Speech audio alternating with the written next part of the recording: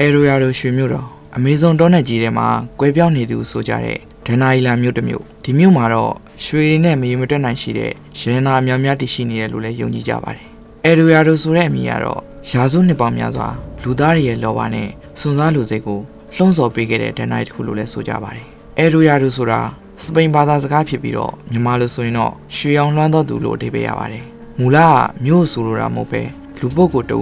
မျိုးနွယ်စုကောင်းဆောင်ရည်ညွှန်းခဲ့တာပါ။နောက်ပိုင်းမှာတော့ရွှေတွေပြည့်ရှိနေတဲ့ရွှေမြို့တော်အဖြစ်ဒဏ္ဍာရီကပြောင်းလဲသွားခဲ့ပါတယ်။ဒီဒဏ္ဍာရီဟာအခုခေတ်ကိုလံဘီယာနိုင်ငံအင်ဒီတောင်နယ်ပေါ်မှာနေထိုင်ခဲ့တဲ့မွေစကာမျိုးနယ်ရဲ့ထူးခြားတဲ့ဘာသာရေးခန္ဓာကနေစတင်ခဲ့တာပါ။ဒီမျိုးနယ်စုကတော့ခေါင်းဆောင်အစ်တက်လာတိုင်းသူ့ရဲ့တကူလုံးစေးကတ်တဲ့စေးနဲ့တုပ်ပြီးတော့ရွှေမုံနေနဲ့ဖုံးလွှမ်းလိုက်ပါတယ်။အဲဒီနောက်မှာတော့ဂွာဒါဘီတာလို့ခေါ်တဲ့အိုင်နယ်ကိုဖောင်းနဲ့သွားပြီးနဖျားတွေကိုပူဇော်တဲ့အနေနဲ့ရွှေထဲတွေကြောက်မြဲ့ရဲ့နာတွေကိုရေထဲကိုပစ်ချလိုက်ပါတော့တယ်။မျိုးနယ်စုရဲ့ခေါင်းဆောင်ကိုယ်တိုင်ကလည်းရေထဲဆင်းပြီးကိုဘွားရွှေမုံနေအတွက်စေးကြောတန့်စင်ခြင်းလုပ်ငန်းစဉ်ကိုလှုပ်ဆောင်ပါတယ်။16ရာစုမှာတော့တောင်အမေရိကကိုရောက်လာတဲ့စပိန်လူမျိုးတွေကဒီဇလန်ကိုကြားတဲ့အခါမှာအလွန်အမင်းစိတ်လှုပ်ရှားသွားကြပါတယ်။သူတို့ရဲ့စိတ်ကူးထဲမှာလူတယောက်တည်းတင်မဟုတ်ပဲရွှေတွေခင်းထားတဲ့လမ်းမတွေရှိတဲ့မြို့တော်ကြီးရှိမယ်လို့ယုံကြည်ခဲ့ကြလို့ပါ။ဂွန်ဆာလိုပီဇာရိုနဲ့ဖရန်စစ်ကိုအော်ရီလာနာကတော့1542ခုနှစ်မှာအမေဇုန်တောနယ်ထဲရွှေမြို့တော်ကိုရှာဖွေရင်းနဲ့အမေဇုန်မြစ်ကိုပါရှာဖွေတွေ့ရှိခဲ့ပါတယ်။ဆာဝါတာဝဲလစ်လို့ခေါ်တဲ့အင်္ဂလိပ်စွန်စားသူကြီးကလည်း